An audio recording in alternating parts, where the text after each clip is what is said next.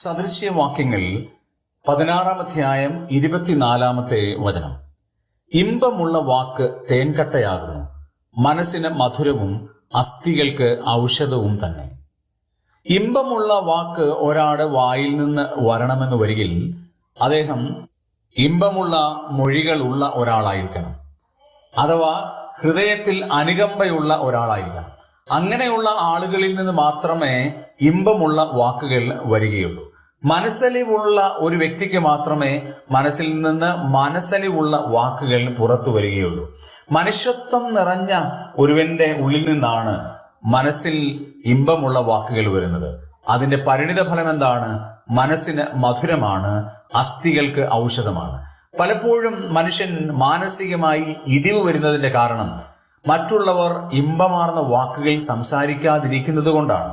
മാത്രവുമല്ല, അസ്ഥികൾ ദ്രവിക്കുന്നത് പോലുള്ള ഹൃദയവേദനയുമായി നടക്കുന്ന ധാരാളം ആളുകളെ കാണാം. അവർ ചിലപ്പോൾ ഭാര്യമാരായിരിക്കാം, ഭർത്താക്കന്മാരായിരിക്കാം, മക്കളായിരിക്കാം, വല്യപ്പച്ചന്മാരും വല്യമ്മച്ചിമാരുമായിരിക്കാം.